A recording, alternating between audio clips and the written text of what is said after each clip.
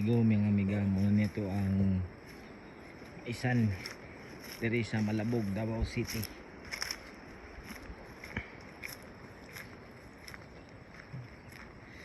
Kung ano siya gitanom August 18, 2023. Ang iyang variety is NK6410 by Syngenta. So may nanay nga kadagko ang iyang puso ron. So from August 18 to sa takaron November 6 pataron. So ambot pila na siya ka days. Bugo ugmat kamo na kwenta. So ang hopefully ani ang target ani ang magkuan, target ani niya mag harvest is around December 10 to 15, December 15 yung harvest. So kani siya guys, ang daplin sa dalan gani medyo gamay di na siya bunga diya kay daplin siya dalan ug kanang especially kanang mga mais gani nga matabunan sa mga like punuan ana malandungan.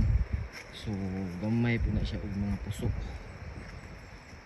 pero ang stocking ani niya murag 10 centimeters yata ay something na iyang planting distance niya nasa mga 10 to 15 centimeters per hill.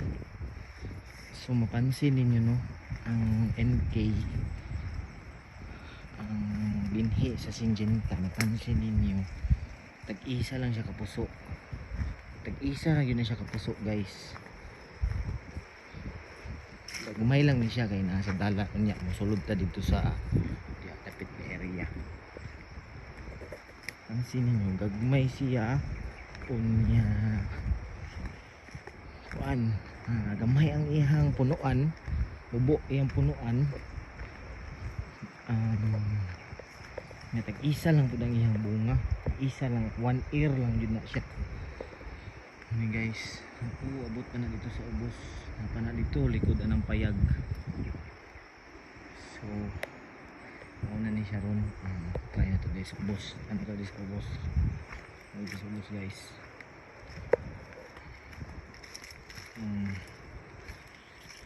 Siya ang ganahan nako sa NK kay nakatry naman ko sa sa uban like sa Decalb and Pioneer. Ang pinakaganahan ako sa Syngenta na seeds, I mean mga kuan niya is ang kaning iyang ambot unsay tawag ani kani ang iyang roots ba. So mag-layer ni ang roots. So meaning dili siya basta-basta mga kuan, dili siya basta-basta matumba kay gunit kay ang ihang ugat alagay piste hapitan na slide. So wala siya yung mga bunga niya okay, lapok man di so dili na to halos masulod guys no, kay grabe siksik kay sila guys, siksik kayo muna yung mga bunga guys. So ini siya muna. So pansin ninyo ang diri dagko di kay siya bunga guys. Nara kita na tag duha ka puso, kita tag duha ka puso nga siya. So ana sa kadangaw nimo halos sobra dangaw siya. Pansin po ninyo wala kayo siya mga damages kay man lang dyan siya abono, wala namin nagagamit og pesticide kay dili man kayo pistihon ang yellow corn. Prevention nagamit ta anig Prevaton katong 30 days old pa siya, dili 35 days old siya ang gamit ang Prevaton ani. Foliar wala ni siya foliar. kuan siya no kanang tawag ani elevated ang ato ang area. So ang gipili nako is 6410 gikan sa Syngenta kay mid to high elevation ang 6410. Ano siya?